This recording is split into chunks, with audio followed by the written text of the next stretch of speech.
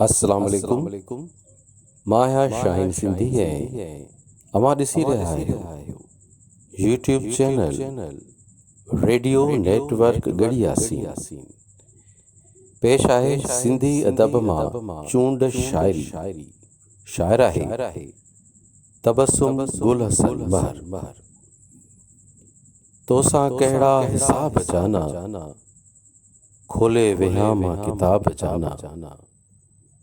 तोसां कहिड़ा हिसाब जाना, खोले वेहां मां किताब जाना। मुंहिंजे हिस्से में गुनाह सारा, मुंहिंजे हिस्से में गुनाह सारा। तुंहिंजे हिस्से में सवाब जाना, खोले वेहां मां किताब जाना। तोसां कहिड़ा हिसाब जाना। रखिया अथई दिल में छा लाइ, रखिया अथई दिल में छा लाइ। पंहिंजनि सां ही हिजाब जाना, खोले वेहां मां किताब जाना। तोसां कहिड़ा हिसाब जाना। प्यार त कयो उस्ताद बि आहे, प्यार त कयो उस्ताद बि आहे। खोले पढ़ तूं निसाब जाना, खोले वेहां मां किताब जाना। तोसां कहिड़ा हिसाब जाना। जग में जोड़ियऊं मिसाल अहिड़ो, जग में जोड़ियऊं मिसाल अहिड़ो। मिलन नवां के खिताब जाना, खोले वेहां मां किताब जाना। तोसां कहिड़ा हिसाब जाना।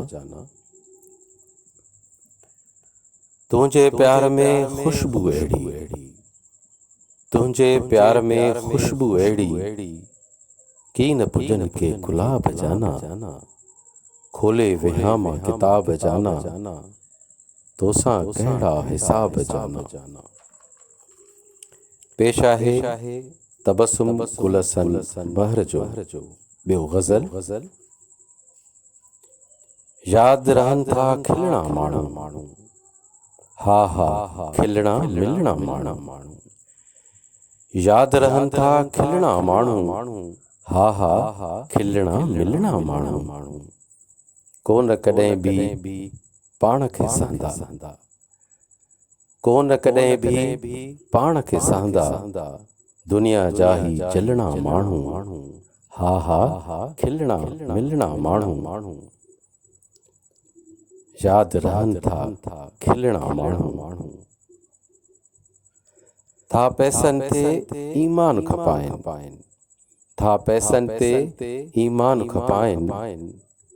नोटनि अॻियां नचणा माण्हू, हा हा खिलणा मिलणा माण्हू। यादि रहनि था खिलणा माण्हू। भाउ कोहे थो भाउ खे अॼुकल्ह, भाउ कोहे थो भाउ खे अॼुकल्ह। कातिल आहिनि कोहणा माण्हू, हा हा खिलणा मिलणा माण्हू। यादि रहनि था खिलणा माण्हू। पाण रुसनि था पाण ठहनि था, पाण रुसनि था पाण ठहनि था। पाण ॾियनि था महणा माण्हू, हा हा खिलणा मिलणा माण्हू। यादि रहनि था खिलणा माण्हू। हिन ॾेह सॼे जा ॾात धणी, हिन ॾेह सॼे जा ॾात धणी। तबस्सुम नाहिनि मरणा माण्हू, हा हा खिलणा मिलणा माण्हू।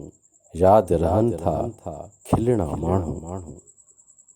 अमा ॾिसी रहिया आहियो यूट्यूब चैनल रेडियो नेटवर्क गड़ियासीन।